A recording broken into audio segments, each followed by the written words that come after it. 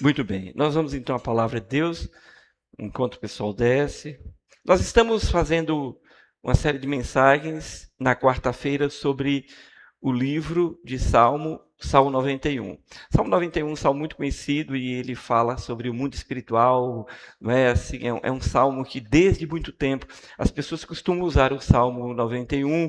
Antigamente se deixava aberto dentro de casa, pelo que o Salmo diz sobre a proteção de Deus, as guerras, os perigos, como se aquilo trouxesse, deixar a Bíblia aberta, trouxesse alguma coisa como sorte e proteção. Na quarta-feira, nós estamos expondo o Salmo 91, vamos para a terceira, essa quarta agora, mostrando que, de fato, a bênção de Deus, a proteção de Deus, a graça de Deus, ele nos ensina, o mundo espiritual é real. Entretanto, não é exatamente um amuleto que você deixa aberto e simplesmente vai acontecer e você ser protegido de tudo e de todas as coisas. Então, se você quiser aprender um pouco mais sobre o Salmo 91, quarta-feira, às 19 horas, antes nós temos a nossa sopa. E também estamos fazendo uma exposição na carta de Paulo aos Efésios, no capítulo 6. Então, o pessoal pode abrir sua Bíblia e também nós vamos estar colocando aí no Data Show. Nessa noite eu quero expor essa segunda parte. A primeira parte nós vimos semana passada, foi a introdução e a primeira parte, a necessidade e essa realidade espiritual.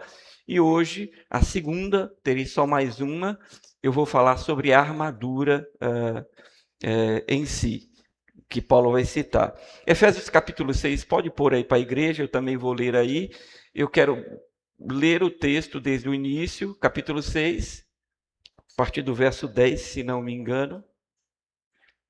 Efésios 6. Senão eu vou abrir aqui a minha.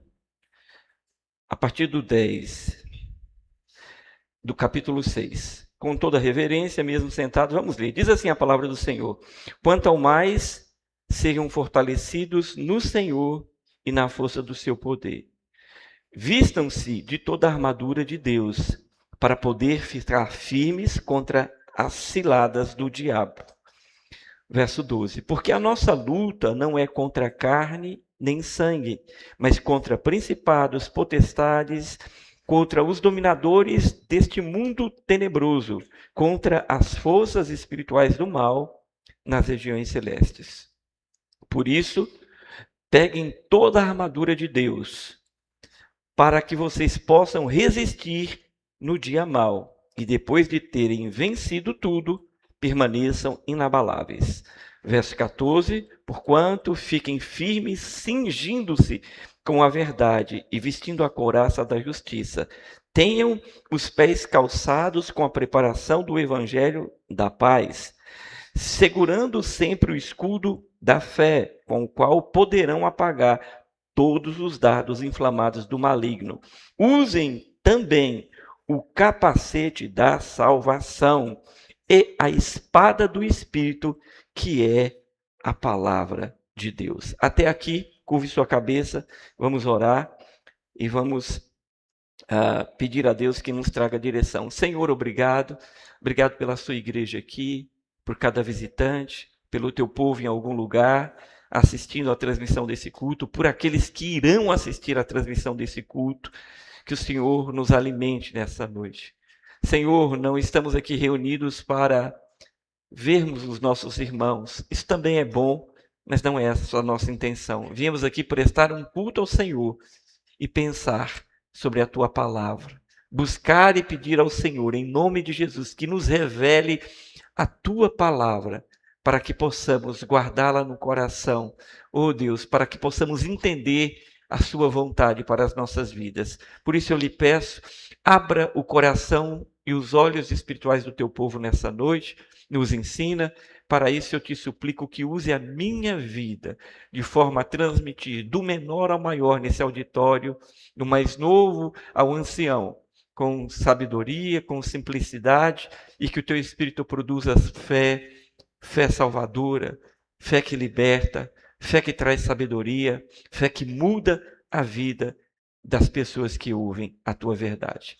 Pedimos perdão pelos nossos pecados e te agradecemos desde já e para sempre. Diga amém.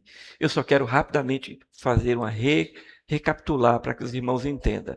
Nós fizemos da primeira parte até o verso 12, até o verso 13, semana passada, e eu dei aqui as bases que Paulo escreve essa carta. É uma igreja que Paulo fundou na sua terceira viagem missionária, está lá em Atos capítulo 19, e ao fundar essa igreja ele passou aproximadamente 3 anos. Era uma igreja numa região muito difícil, e entender isso é fundamental para entender o que Paulo vai dizer e por que ele entra nessa questão do mundo espiritual. Efésios era um polo muito importante, um porto muito importante, e recebia influências de todos os lugares. Uma deusa chamada Diana também era o símbolo de cultura pagã naquele lugar, fora o culto ao imperador e tantas outras influências espirituais que o povo daquela cidade tinha como opção de seguir. Um templo que era uma das maravilhas, das 7 maravilhas do mundo antigo. Então tinha de tudo naquela cidade. E aquela cidade recebia muitos visitantes, a cultura grego-romana, muito ocultismo, muitas situações de filosofias gregas. Não era fácil viver ali como um cristão, porque a luta era grande. Paulo escreve essa carta, diferente de outras cartas, não há exatamente um problema na igreja. Como, por exemplo, aos Coríntios, aos Colossenses, que nós vamos começar a estudar na escola bíblica, e aqui eu deixo o convite para os irmãos estarem. Começamos hoje a apresentação do material, vamos estudar as cartas e a importância delas, mas não se trata de ter um problema, embora tivesse, porque não existe aonde tem gente, ser humano vai ter. Mas Paulo escreve porque o povo lá em Éfeso estava preocupado. Como é que o maior apóstolo, o grande pregador do evangelho, porque eles sabiam disso, um homem de Deus, um homem que Deus usa tanto, como é que esse homem está preso? Porque essa é uma daquelas cartas da prisão. E o que será do evangelho?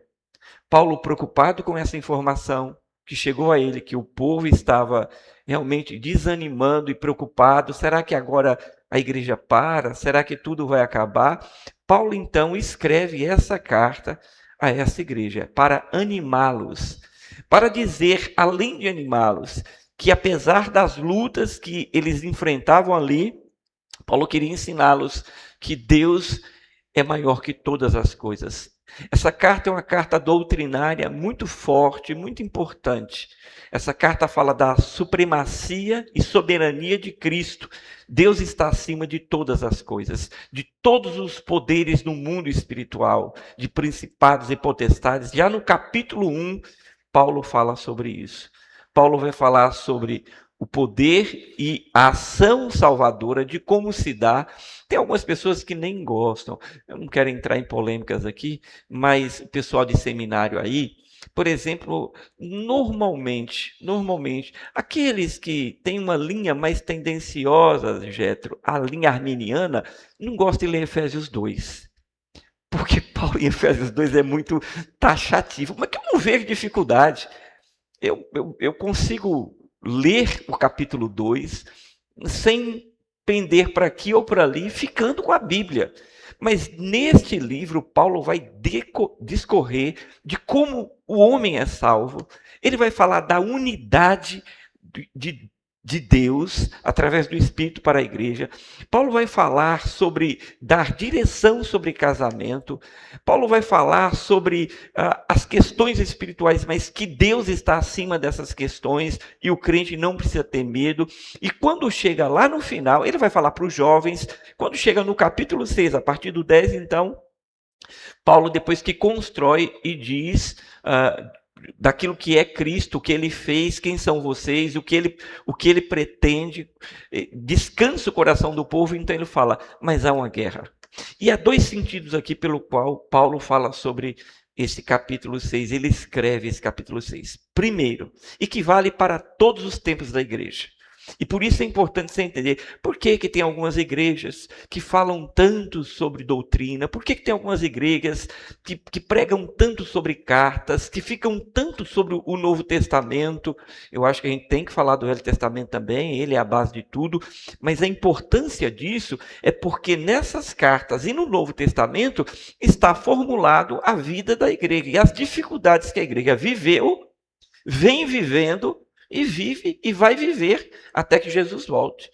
Por isso, entender e fazer a defesa da fé através das cartas é importante. Quem não quer estudar as cartas e o Novo Testamento realmente está correndo um grave risco de se perder doutrinariamente. Paulo aplica a doutrina, vai para a prática e depois diz, no capítulo 6, por dois motivos. Primeiro, porque, de fato, a igreja em Éfeso estava inserida num ambiente terrível.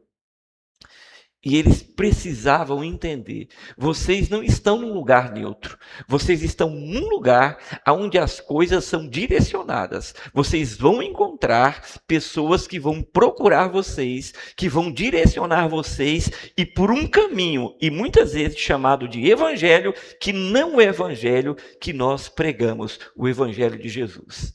O que mudou, irmãos? Se ainda hoje a igreja vive diariamente sendo influenciada, não somos Éfeso, mas continuamos sendo influenciados, vivendo, tendo que confrontar, tendo que batalhar por tantas coisas erradas que são ensinadas. Bom, quando alguém aprende errado, fatalmente terá dificuldades na vida. Se alguém lhe ensinar a somar errado, você provavelmente vai se perder quando tiver algum recurso na sua mão. Então a vida funciona desse jeito. E Paulo estava preocupado e dizendo, vocês precisam entender que mundo vocês vivem. Esse é o primeiro ponto. Segundo ponto, Paulo queria deixar muito claro para aquela igreja, com base no primeiro ponto, a seguinte informação: apesar dessa luta, apesar dessa influência espiritual, apesar dessas dificuldades, não é a pessoa que está do seu lado, não é o seu chefe, não é a sua esposa, seu marido, não é o pastor, nem o irmão, não é o seu primo, seu pai, seu avô, sua tia, não é contra eles que vocês estão lutando. É exatamente isso. Paulo diz, existe uma luta, existe uma influência e uma guerra muito grande, mas vocês não podem pegar no porrete, na arma, não vão para a violência, porque esta guerra não se vence ela com a mão, com o braço humano. Entende isso? Porque quando você está num ambiente de conflito, a tendência humana é se posicionar para um confronto corporal. A tendência é começar a culpar as pessoas do lado, porque muitas vezes são elas o instrumento que traz ao seu coração, à sua vida, algum prejuízo. Entretanto, Paulo está dizendo, há uma guerra, há uma influência por trás das ações humanas, mas entendam, em segundo lugar, não é contra ele, não é contra ela que você vai se levantar. É apenas um instrumento que está sendo usado ali. Você vai orar e você vai buscar em Deus. Por isso, Paulo começa dizendo, quanto ao mais, irmãos, sede fortalecidos no Senhor. A fonte é o Senhor que nos fortalece e na força do seu poder, na obra da redenção. Paulo já dá a quem vamos buscar e quem vai nos fortalecer. Decorrido isso, Paulo então, e eu quero agora começar aqui, a partir do verso 14, mostrar para os irmãos o que Paulo nos oferece agora. Eu tenho para mim que Paulo, preso em Roma, e tinha acesso a algumas cartas de Paulo. Uma carta de Paulo vai falar que ele pregou aos soldados romanos. Paulo vendo aquilo, escute isso, e vivenciando com aquele mundo romano, que na figura do soldado, Paulo tem um insight. Isso não está escrito na Bíblia, é o que estou pensando. E Paulo vendo diariamente aqueles batalhões entrando e saindo, inclusive servindo ele, Paulo faz uma analogia. Então ele falou, eu vou ensinar princípios espirituais usando a figura de um soldado romano.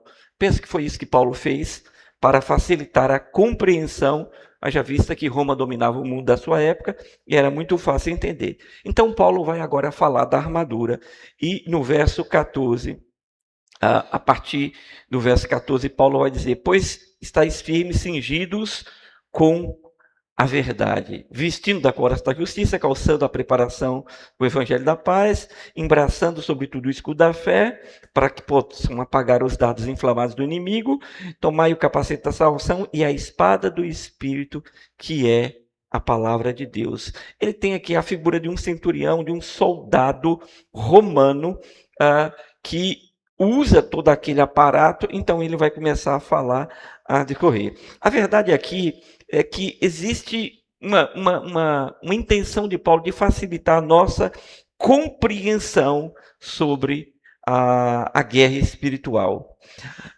Paulo, então, vai dizer sobre, primeiro ponto que Paulo coloca: estáis firmes, cingindo-os do cinto da verdade.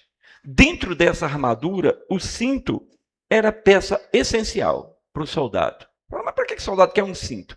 Por alguns motivos. Primeiro, que esse cinto dava apoio na luta, guardando a coluna. Os irmãos sabem, quem faz academia, quem tem algum problema de coluna, que normalmente se firma essa lombar aqui. O cinto do soldado firmava a postura do soldado. Um soldado tem que ter postura. Então Paulo olha para aquele soldado e fala: na guerra espiritual que nós batalhamos, que é invisível, mas é uma guerra, nós precisamos estar firmes, cingidos com um cinto da verdade. Esse cinto não era apenas para uma postura. Sem esse cinto, a armadura não ia conseguir estar bem, porque nele se pendurava tudo o que o soldado precisava. A faca, a espada, o martelo, tudo era pregado e sustentado. O resto da armadura caía e se sustentava através desse cinturão que Paulo diz aqui. É talvez uma das principais armas dentro dessa armadura. Dava estabilidade, dava postura e ajudava no resto da armadura. Isso fala da verdade de Deus revelada nas Escrituras. Por que o cinto da verdade?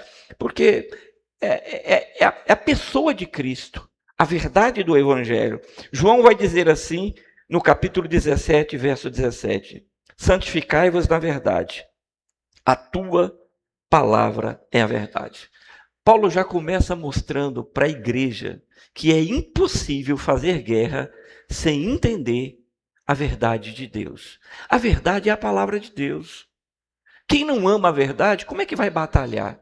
Como é que vai para uma guerra? O soldado não tinha como ir para a guerra sem estar vestido desse cinto, que eu já falei, dava-lhe firmeza, postura, dava para ele botar o resto dos instrumentos para ir à guerra. O cinto da verdade era fundamental para o soldado romano, aquele centurião. E para a igreja de hoje, como é que eu vou entrar na batalha, numa batalha invisível, mas que a gente sabe que tem, porque um dos objetivos de Paulo é mostrar uma realidade espiritual que os olhos não podem ver, mas que a gente sente quando o inimigo se levanta de diversas formas. Paulo diz: você precisa estar cingido com o cinto da verdade. Aí João vai falar no 17:17: santificai-vos na verdade, a tua palavra é o quê? É a verdade. Como não amar a palavra de Deus? Como não querer estudar a palavra de Deus? Como rejeitar e achar que ela é alguma coisa secundária dentro da igreja, no culto? Não é. Mas ainda lá em João 14, pode pôr aí, 6, Jesus respondeu aos discípulos e ao povo: eu sou o caminho, eu sou a verdade. Aí, o que Paulo está ensinando, o que nós precisamos entender, é que, hoje até foi falado aqui pelos professores, neste mundo que relativiza tudo, as pessoas dizem assim: não, você está falando da Bíblia, você está falando desses conceitos aí, essa é a sua verdade, porque eu conheço outra verdade. Eu tenho uma prima, eu tenho um tio, eu tenho um avô que pensa diferente e ele tem uma outra verdade. O nosso mundo está relativizando tudo. Não existe mais a verdade. A Bíblia, as pessoas querem agora, até a Bíblia, as pessoas querem dizer como deve ser interpretada. Paulo está dizendo que se o cristão, se aquela igreja, está dizendo para nós e para a igreja em todos os tempos, se você não entender que a verdade é uma ferramenta, é uma parte da armadura essencial para essa guerra, você não vai vencê-la. Pelo primeiro texto, que diz: santifica-te na verdade, a minha palavra é a verdade. E pelo segundo texto, que diz: eu sou o caminho, a verdade. Porque tem outras verdades aí no caminho. E a igreja muitas vezes é influenciada, entra para dentro da igreja, faz pressão no pastor. Não, mas olha, pastor, porque pode ser assim, pode ser assado. Não, meu irmão, pode ser assim. E a gente começa a viver um evangelho com influências terríveis do mundo ao nosso redor, que entra para dentro da igreja. Como aquela igreja estava inserida em um contexto terrível, Paulo usa esta figura do soldado para falar: primeiro instrumento dessa armadura, a verdade, não pode faltar. João 8, pode por aí, 44, ele vai dizer uma coisa interessante, fazendo o inverso disso. Ele vai dizer assim: ele foi homicida desde o princípio e jamais se firmou na verdade. Sabem de que ele está falando? E o contexto aqui é exatamente essa guerra, que quem está por trás é o diabo. Porque nele não há verdade. Quando ele profere mentira, fala do que lhe é próprio, porque é mentiroso e pai da mentira. Aqui não é apenas a verdade do evangelho, que é o que nos prepara para a batalha. Não adianta suas técnicas, seu jeitinho, não adianta querer inventar, distorcer a Bíblia. Não vai ter vitória. Deus tem compromisso com a sua verdade, que liberta, que transforma. Esse cinturão é fundamental. Mas agora a gente percebe o seguinte, que quem não anda na verdade corre o perigo de caminhar sobre a mentira, porque ou está aqui ou está aqui. E o texto sagrado em João vai dizer quem é o pai da mentira. Com a mentira a gente não consegue ir longe. A mentira, escute o que eu vou falar, associa o indivíduo ao pai da mentira. Não sou eu que estou dizendo isso, olha o texto. A mentira tira a força, a credibilidade e a verdade do coração do crente. E às vezes a gente, não, é mentirinha, não pode. A primeira peça da armadura é a verdade, que é a palavra, porque sem ela, sem entendê-la, compreender a doutrina, não tem como vencer o inimigo espiritual, que é o diabo e os seus demônios, que são anjos caídos, e você não se firma na vida, porque o que vai acontecer é que você conta uma hoje, conta uma amanhã, você perde a credibilidade. Talvez você se lembre de alguém que você fala: não, mas eu não acredito na palavra daquela pessoa. Por que não acredita? Porque ela não se firmou na verdade. Ela acha que mentir é uma coisa comum, não vai fazer muita diferença, não estou prejudicando ninguém, foi só assim para... Não. Paulo está dizendo, sem o cinto da verdade não se pode ir. A igreja que negligenciar o ensino da Bíblia torna-se vulnerável a começar a viver essa sutileza da mentira.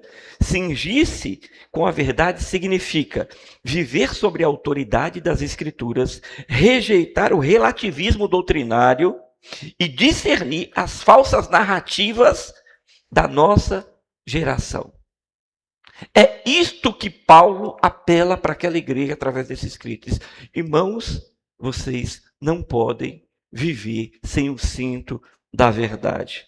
A batalha espiritual começa no campo da mente, das ideias. Por isso, meus irmãos, saiam daqui entendendo uma coisa. Nós precisamos todos os dias pedir: Senhor, nos perdoe, eu quero o cinto da verdade. Eu quero ser doutrinariamente uma pessoa sadia, correta. Eu quero amar a tua verdade. Mas ele continua e ele vai dizer... no verso seguinte, sobre a armadura, 14, ele vai dizer: vistam-se da couraça da justiça. A couraça protege os órgãos essenciais do corpo do soldado, especialmente o coração. Então, se o cinto estava aqui e a couraça era apoiada também no cinto, sustentava, a couraça protegia esses órgãos que são vitais nessa parte do corpo. E o principal, o coração. Isso fala da justiça de Deus imputada em Cristo. Segundo a justiça, seguido da justiça prática, que é a santificação de cada um de nós. Então, primeiro, a justiça imputada em Cristo, e segundo, a justiça que, através dele, nós, pela nossa santificação.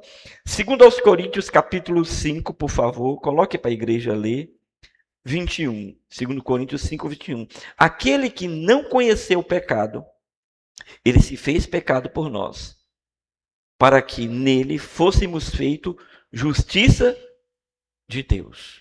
A couraça é a justiça que nos protege.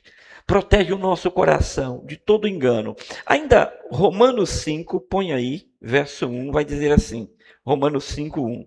Justificados, pois, mediante a fé, temos paz com Deus por meio do nosso Senhor Jesus Cristo. Justificados, pois.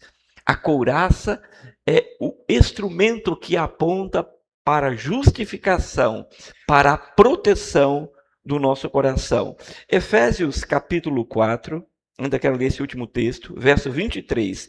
Provérbios 4, 23, diz assim: sobre tudo que se deve guardar, guarda o coração, porque dele procede as fontes de vida. Satanás, a ideia dele é acusar você e acusar a mim. E aonde estão as fontes? Né? Essa fonte é onde nós recebemos, no coração. Então a couraça protegia na guerra contra instrumentos como facas, espadas, machados lançados, flechas enviadas.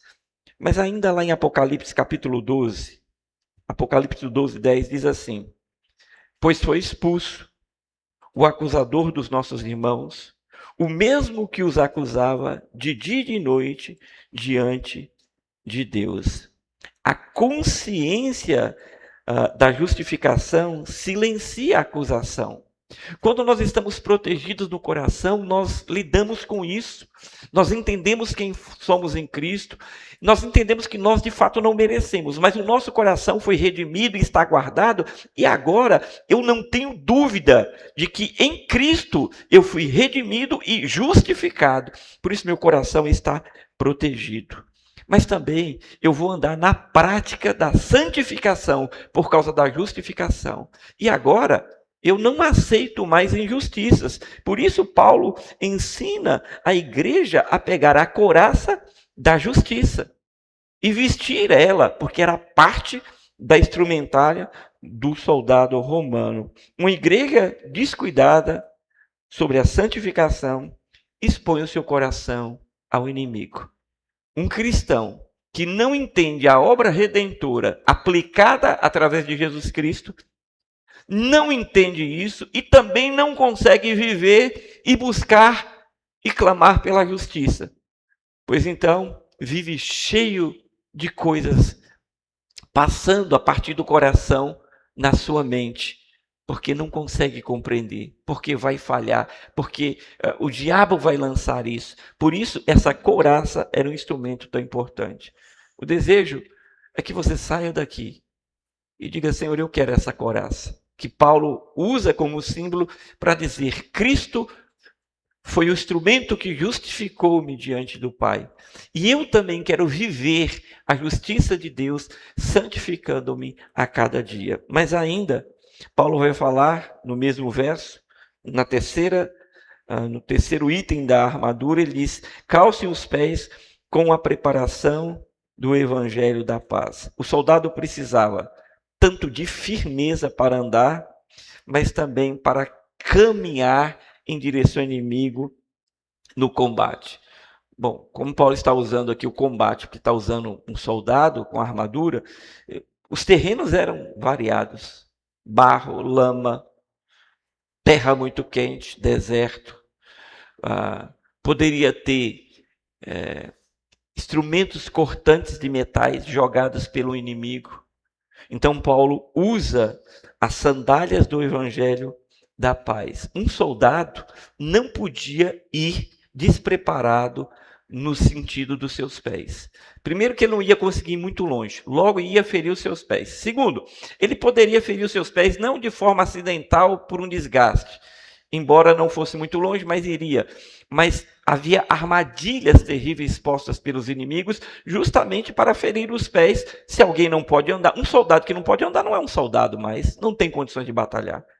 Veja, ele não pode ir cumprir a mensagem, a missão, mas ainda dá firmeza. Por exemplo, algumas pessoas têm dificuldades, eu sou um deles. Eu normalmente não ando descalço, não consigo. Eu não tenho firmeza nos pés. A partir de uma dificuldade que eu tenho no tornozelo, eu preciso estar calçado para ter firmeza.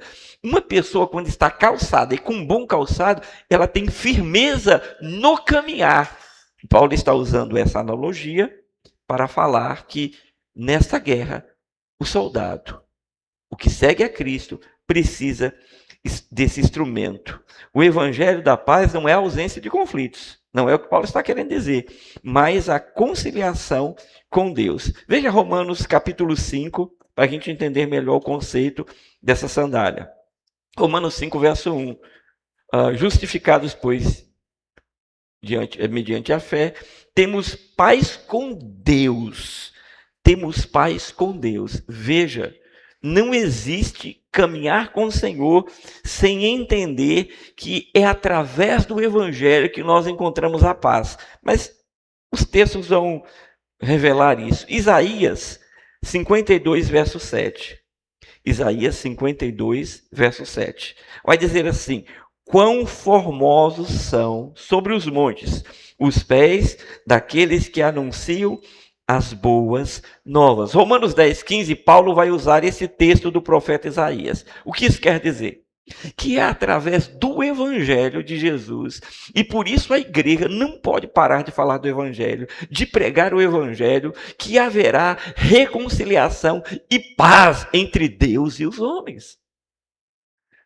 A verdade, irmãos, é que o homem está em conflito com Deus. Eu sei que às vezes é difícil ouvir isso, mas essa é a grande verdade. O homem que não aceitou Jesus Cristo como seu Senhor e Salvador, que foi justificado, e Paulo usa esse instrumento através da armadura, ele está em conflito com Deus. Há uma inimizade entre Deus e o homem. Há uma guerra, há um abismo.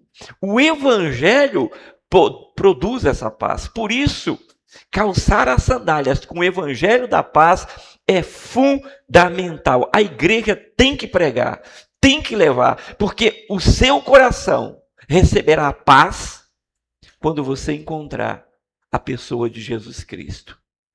Paulo vai dizer em Filipenses que quando nós oramos, quando nós buscamos a Deus, nós entregamos tudo a Deus, a paz que excede todo entendimento, a paz de Deus virá ao nosso coração. Existe a paz da reconciliação e a paz do conflito diário. Quando eu estou perturbado, eu levo a Deus e a paz novamente toma o meu coração. Agora não é a paz com Deus, mas é a paz do conflito dessa existência. E Paulo está ensinando aqui, calcem os pés, dizendo, precisamos pregar o evangelho, porque o homem sem Deus faz o que está acontecendo lá no Oriente Médio. Lá no extremo norte, também, Rússia. Enquanto essas pessoas que governam em todas as esferas da sociedade, enquanto elas não entenderem e receberem o evangelho no coração, elas não têm paz, elas querem guerra. Elas não conseguem entender isso aqui. A luta delas é contra o homem. Elas não conseguem entender essa dimensão. Elas não recebem paz, elas não entendem a paz e elas querem a guerra. Quem não entende a paz quer a guerra.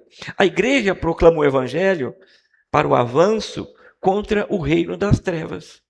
Paulo está dizendo aqui o seguinte, aquela igreja, continue pregando o evangelho.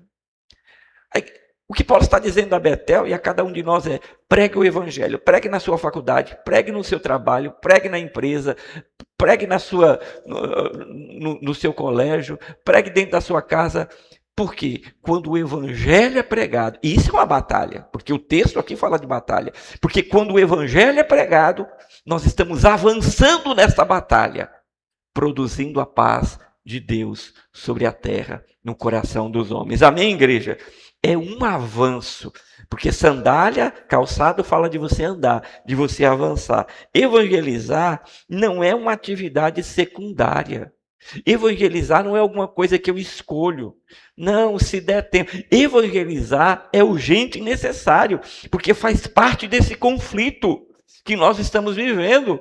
É pelo evangelho que confrontamos o inimigo, é pelo evangelho que nós levamos ao coração dos homens essa reconciliação com Deus e vencemos em Cristo essa batalha. A estabilidade espiritual aumenta quando a igreja vive em missões. Por isso os batistas no mundo todo, pela sua junta mundial, estadual e nacional, leva e a sua contribuição para que pessoas estejam espalhadas por aí nesta guerra, levando o evangelho da paz, para que os homens encontrem Jesus. Porque alguém que encontra Jesus tem paz para si e tem paz com Deus. Porque tem paz com Deus, tem paz para si e deseja paz ao seu semelhante. Amém?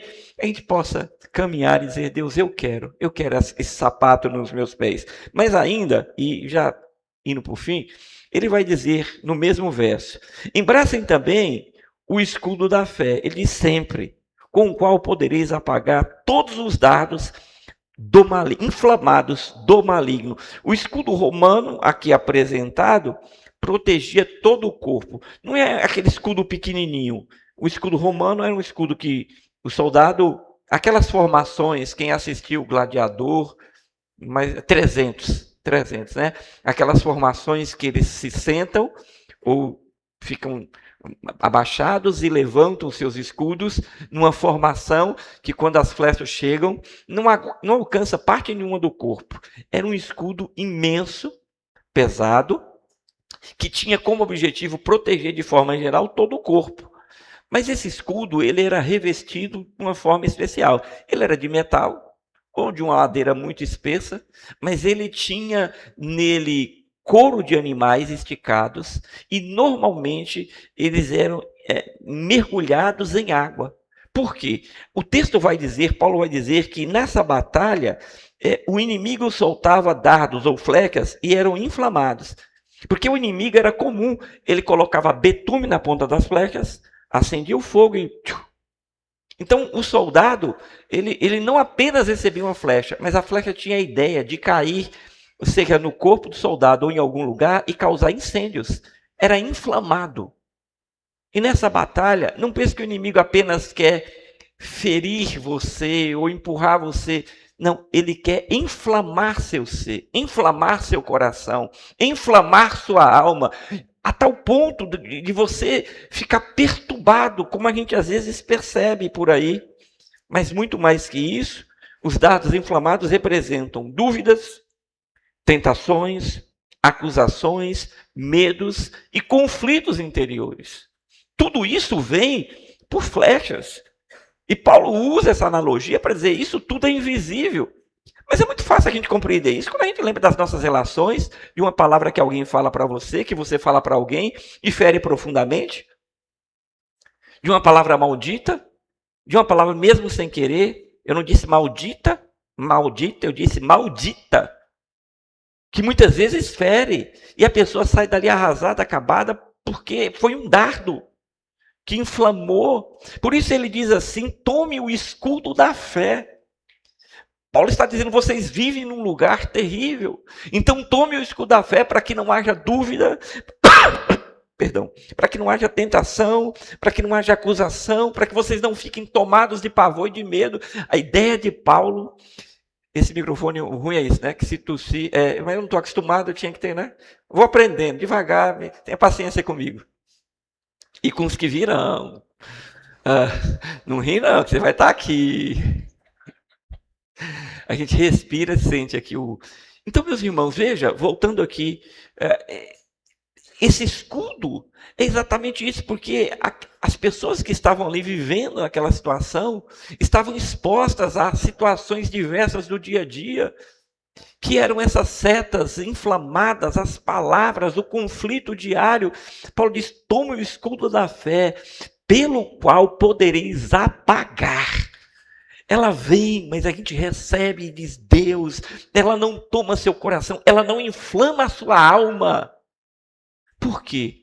Porque você está protegido pelo escudo da fé. O soldado romano recebia, talvez até chegasse a passar um pouco, atravessasse, mas não ao ponto de alcançar o soldado, porque o escudo da fé estava ali. Hebreus capítulo 11, por favor, pessoal do Data Show, verso 1. 11, verso 1 vai dizer assim: ora, a fé é a certeza das coisas que se esperam, a convicção de fatos que não se vê. O crente não pode andar sem fé. O que Paulo está ensinando naquela igreja, falou: olha, viver o evangelho e viver num ambiente de tanto conflito, com essa guerra aí, sem fé, é impossível. Isso mudou. Vimos isso hoje pela manhã, vamos estudar as cartas. O que mudou? Viver o evangelho em Mossoró, em Natal, no Rio Grande do Norte ou em qualquer lugar desse país, mudou? Se você não tem fé, vai naufragar, vai ser ferido severamente, sua mente vai ficar perturbada, você vai ficar com medo. A ideia de Paulo não é gerar temor, pelo contrário, é tirar, dizendo Deus é maior, Deus nos deu armadura. Essa armadura aqui, de alguma forma, representa, tipifica a pessoa de Jesus, que reveste o crente para que ele viva essa guerra nessa existência. Ele usa a figura de um soldado romano, mas para dizer, Paulo era muito inteligente, é impressionante, é Cristo, se vista ou se revista de Cristo. Ainda, João, primeira epístola de João 5,4. Primeira epístola de João 5,4, olha que o texto diz: porque todo aquele que é nascido de Deus vence o mundo. E ele termina dizendo: esta é a vitória que vence o mundo. O mundo aqui é o sistema, tá? A vossa fé. Não tem como andar sem fé. Eu não estou falando de uma fé, o pastor tem muita fé. Não. Há uma parábola que diz que a fé pode ser pequenininha como um grão de mostarda. Para dizer o seguinte, não tem a ver com o tamanho da sua fé. Tem a ver com o tamanho do Deus que você põe a sua fé. Porque grande é o Senhor. É quando nós amamos a palavra e nós conhecemos e prosseguimos, como diz o profeta, em conhecê-lo, como Ana Paula Valadão fez uma canção: conhecerei e prosseguirei em conhecer-te, Senhor. Quando nós conhecemos ele através da palavra, nós conhecemos o tamanho desse Deus. Então o medo não nos toma, pelo contrário. Por isso as Escrituras dizem que a fé vem pelo ouvir e ouvirá. Então não adianta querer fé na força, na empolgação, nas emoções, porque a fé que vence a batalha do mundo é a fé que advém da palavra do Senhor. Tiago capítulo 1, verso 6, diz assim: peça, porém, com fé, em nada duvidando. Tiago nos orienta aqui a pedir com fé, a ter convicção. Bom, a fé não é um sentimento. Fé é confiança na promessa de Deus. Para confiar na promessa, eu preciso conhecer a promessa. Para conhecer a promessa, eu preciso ler a Bíblia. Quando a igreja se apega à promessa do Senhor, através da palavra, o que acontece dentro dessa batalha? O medo perde a força, a dúvida é confrontada e ela some, a acusação é neutralizada e a fé é fortalecida coletivamente no corpo de Cristo. Percebe que Paulo está aqui fechando esse livro e dizendo a este povo: eu sei, vocês estão passando uma guerra, mas essa guerra já foi vencida. Avançando, ele diz: toma o capacete da salvação. O capacete de salvação vai proteger o quê? Dentro da estrutura do soldado romano, era a cabeça, símbolo da nossa mente. Onde estão os conflitos que todos nós vivemos? Na nossa mente, uns mais, outros menos. De alguma forma, aqueles que pensam menos talvez tenha um pouco menos de problema. Mas não pensar também não é uma boa opção, né, Esther? Cadê Esther? Não pensar também não é uma boa opção. Mas, normalmente, por observação, eu digo que quem menos pensa, talvez perca de um lado, mas ganhe do outro, porque é um conflito terrível a mente do ser humano. E o capacete, na estrutura do soldado, protegia a sua cabeça. E aonde é o alvo dentro de uma guerra? Normalmente a cabeça. Normalmente a cabeça. Ataque a cabeça. Você perdeu a cabeça, perdeu tudo. Eu costumo dizer o seguinte, na minha forma de viver e de pensar, às vezes, algumas situações. Bom, se eu perder um braço, eu ainda consigo viver. Se eu perder 2 braços, eu ainda consigo viver. Se eu perder uma perna, eu ainda consigo viver sem uma perna, sem 2 braços. Se eu perder 2 braços e 2 pernas, e a gente vê nas internets da vida aí, pessoas que só têm o tronco e a cabeça, elas ainda conseguem viver e fazer diferença neste mundo. Mas eu nunca vi, e acredito que você nunca tenha visto nada, impossível, de alguém que está vivo, vegetando, porque perdeu a cabeça, perdeu a capacidade de pensar, de raciocinar. Ferir a cabeça, acabou. Dá para viver sem um ou outro, mas sem a mente, sem a cabeça. Então, na guerra, era fundamental atacar, e esse capacete era bem protegia de forma absoluta a cabeça. Eles ainda tinham um manto que era de fibras, de ferro, de algum material que ainda impedia de passar algumas coisas. A salvação aqui fala sobre, o capacete aqui fala dessa estrutura que protege a nossa mente contra a insegurança do presente e do futuro. É muito comum ver crentes, estou salvo, não estou salvo. Estou salvo e não estou salvo. A gente virou até piada. Cadê Max? Está por aqui? Está ali. A gente virou até piada do pessoal aí que chama de reformados. Né? É verdade. Porque a flor do pessoal reformado qual é? A tulip, né?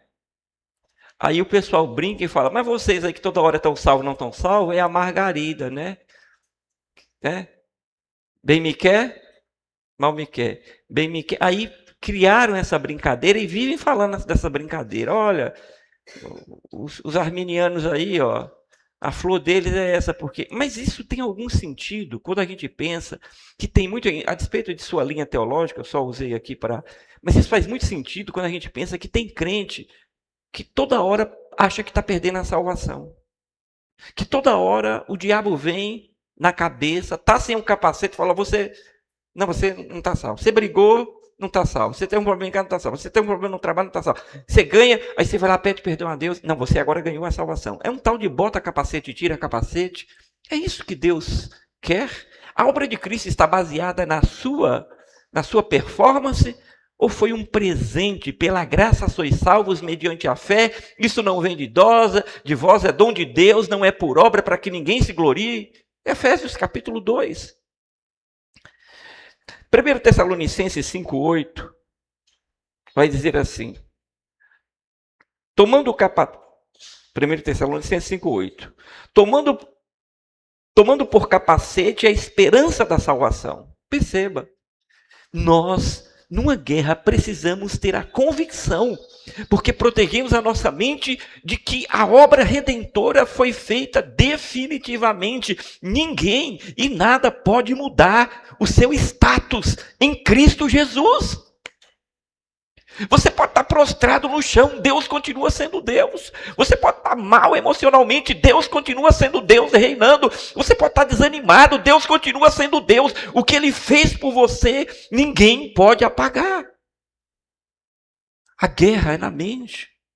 Ainda Romanos 8,1 vai dizer assim, agora, pois, já nenhuma condenação há para aqueles que estão em Cristo Jesus.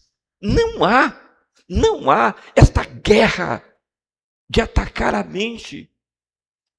Paulo está dizendo, como um soldado, em Cristo estejam com a mente guardada, revestida.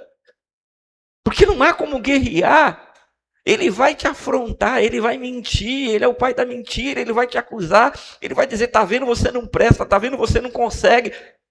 Mas você tem uma convicção presente e futura. Romanos 8, 38 e 39. Paulo aqui traz uma palavra de convicção. Ele diz assim, porque eu estou bem certo de que nem a morte, nem a vida, nem anjos, nem principados, nem coisas do presente, nem coisas do porvir, nem poderes, nem altura, nem profundidade, nem qualquer outra criatura. Aí ele finaliza. Poderá nos separar do amor de Deus. Aleluia. Ou seja, é a confissão batista, os batistas creem nisso. Uma vez salvo, salvos para sempre. Amém? Se você foi salvo pela obra de Cristo, não há outra possibilidade. A mente protegida é a certeza da salvação e resistência contra o desânimo de continuar nessa caminhada. A insegurança espiritual fragiliza o crente quando ele não tem o capacete da salvação. Mas mais que isso, ele perde a esperança escatológica de Leusa. E ele não tem convicção que vai para o céu. A minha esposa deve ter muita convicção, porque não tem ninguém nessa igreja que fale mais de ir para o céu do que ela. Qualquer hora Jesus escuta ela e eu fico viúva, porque tanto que ela pede. Mas me leve também. Eu quero ir junto, se for levar, me leve junto, Senhor. Por último, e agora sim, indo para o fim, a espada do Espírito. Veja o verso, final do verso. Usando a espada do Espírito, que é a palavra de Deus. A única arma ofensiva dentro da armadura que Paulo expõe aqui. O termo é utilizado, obviamente, num combate pessoal, arma com arma ali, né? Espada com espada, mas a ideia de Paulo não é essa, é aplicar de forma diferente, porque aplicar assim é um erro. Nós não lutamos, ele vai explicar isso, contra carne e sangue. Não é embate de corpo, não é isso. É apenas para dizer qual é a arma que o cristão, como o soldado tem a espada, qual é a arma do cristão. Eu queria ler Hebreus capítulo 4, Hebreus 4:12. Vai dizer assim, porque a palavra de Deus é viva e eficaz. É mais cortante do que qualquer espada de 2 gumes. Esta é a palavra de Deus. Ela é uma espada. O crente que não sabe, que não conhece a palavra, está desarmado ofensivamente. Não tem como. Não dá para lutar.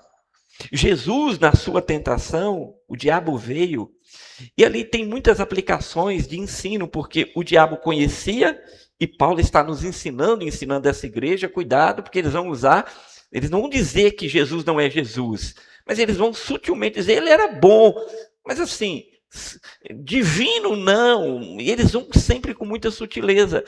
Quando o diabo fala assim, se tu és o filho de Deus mesmo, lança-te daqui, porque ele dirá aos seus anjos para que te socorra. Ele distorce a palavra. Mas Jesus conhecia e usa a espada do Espírito, que é a própria palavra de Deus, e diz ao Senhor teu Deus, não tentarás. O crente que não tem essa espada na mão, que é viva, que é eficaz, ela funciona, ela nunca vai falhar. Que é cortante, olha, ela corta de um lado e de outro. É a palavra. Não há como se guerrear, como um soldado que ia para uma guerra sem uma espada na mão. Paulo está dizendo, pegue a espada. E ele faz, mais uma vez, ele era muito bom. Pegue a espada do Espírito, que é a palavra de Deus. A espada do Espírito, a ação do Espírito, guiando o crente, iluminando o crente para entender o texto sagrado através da palavra revelada. Mateus 4:4. Mateus 4:4. Vai dizer assim, bem conhecido o texto. Nem só de pão viverá o homem, mas de toda a palavra que procede da boca de Deus. Sem a palavra, para onde nós iremos, irmãos? Não há como. 2 Timóteo 3:16 e 17, já lemos aqui pela manhã. 2 Timóteo 3:16, toda a escritura, a palavra é inspirada por Deus, é útil para o ensino, para a repreensão, para a correção, para a educação na justiça. Sem o conhecimento bíblico não há resistência eficaz. A igreja que ignora as escrituras está se expondo dentro da guerra. Por isso, não tenha como mal, não tenha como exagerado essa liderança, esse pastor, quando está lhe ensinando, incutindo a palavra no seu coração, insistindo em você se voltar à palavra. A exposição fiel à palavra é o maior e melhor instrumento contra as lutas das trevas neste mundo. Os músicos podem vir, por favor. Eu vou partir para as lições do texto. Podem vir.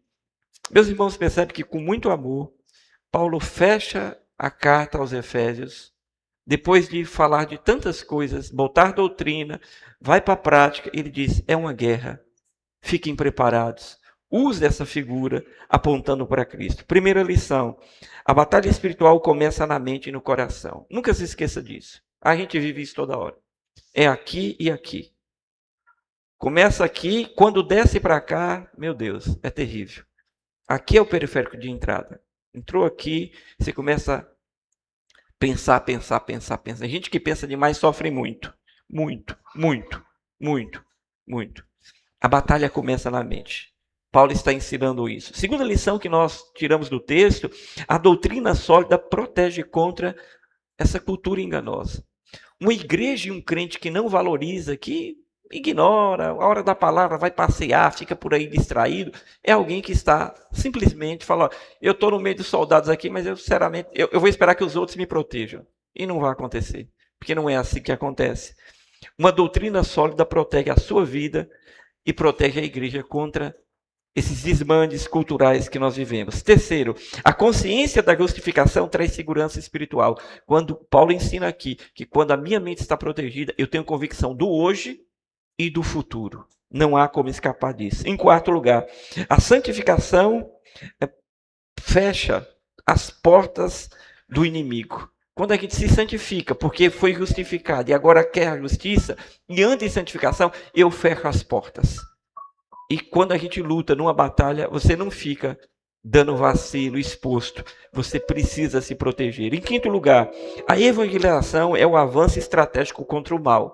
Quando você ouvir falar de missões e evangelização, entenda, é a igreja avançando contra as forças espirituais do mal. É o que Paulo está relatando. É a igreja calçada com o evangelho da paz. Em sexto lugar, a fé deve ser exercida continuamente, não apenas nas crises. Aí eu só oro quando eu estou em crise, só se o salário atrasou, só se adoeceu, só se aconteceu um acidente. Não. A batalha é real de dia, de noite, de todo o tempo. Crente não ora, não vem ao culto, não lê a Bíblia só quando aparece crise. Que tipo de crente é esse? Que tipo de soldado é esse que está pronto, que anda disperso todo o tempo? Se ele não sabe quando o inimigo ataca. Não, nós entendemos que nós precisamos todo o tempo estar exercendo. Em sétimo lugar, a certeza da salvação fortalece o crente contra o desânimo. Quando a gente tem convicção da salvação, a gente não consegue desanimar. A gente tem uma esperança viva. Em oitavo lugar, a palavra de Deus é a arma central da igreja. Todas as outras coisas que estão previstas na Bíblia a gente faz cantar, tá? Mas entenda, se não tem palavra, não tem igreja firmada, não tem igreja segura, não tem crente que vai vencer, não tem. É oba-oba. O diabo tem conseguido entrar nas igrejas com distrações. O culto todo é distração. É muito bom, eu sei. As igrejas ficam cheias, o povo gosta, se sente bem, é tudo preparado, ornamentado, tudo para fazer com que você tenha prazer, satisfação e conforto. Mas isso vai salvar você? Isso vai tirar você do inimigo de atacar? Obviamente que não. As distrações não vão salvar nem transformar a sua vida. Por isso, nós precisamos entender que a maior arma que a igreja tem, o crente tem, é a centralidade nas Escrituras. Em nono lugar e penúltimo, a armadura deve ser usada integralmente, não parcialmente. Paulo não está aqui dizendo àquela igreja, olha, pega o capacete, mas deixa a espada, pega a espada, deixa a couraça. Não, ela não precisa do cinto. Olha, pega a espada, o cinto, pega o capacete, mas a couraça não precisa. Não existe isso, irmãos. Você não se arruma para a igreja e esquece o sapato, ou vem de sapato e vem sem a calça, ou vem com a calça e esquece a camisa. Não existe isso. O crente anda integralmente com aquilo que a Bíblia ensina. E Paulo está dizendo, um soldado se veste totalmente. E a igreja precisa entender isso. E por fim, a firmeza e a postura contínua. Não a reação momentânea. É continuamente. Por isso, o primeiro ponto é o cinturão da verdade. Postura. Crente anda com postura. Amém? Que Deus aplique a sua palavra no coração dessa igreja. Fique de pé. Vamos orar e vamos cantar. Feche os seus olhos. Soberano e eterno Deus, obrigado pela tua palavra. Ela nos ensina tanto. Não queremos a fama. Não queremos ser os maiores, os melhores, a igreja mais conhecida. Tudo isso não importa. Queremos, como os bereanos, serem conhecidos. Se alguém quiser falar, que fale de nós como crentes, que somos apaixonados, reverenciamos, somos mergulhados todo o tempo na verdade bíblica, porque só ela e unicamente ela nos prepara para a batalha. Aplica no coração da tua igreja. Que essa palavra, a mensagem da salvação, possa nessa noite conciliar homens com Deus, o evangelho da paz. Trazer paz ao interior do homem. Que essa palavra liberte. Que essa palavra traga vitória, porque tu tens um compromisso com a tua palavra. Obrigado por essa carta, obrigado por esse capítulo que tanto nos ensina. Queremos nos vestir de Cristo. Queremos continuar nessa batalha, certos da vitória que um dia Jesus Cristo ganhou lá na cruz. Oramos assim, em nome de Jesus Cristo, seu Filho. Diga amém.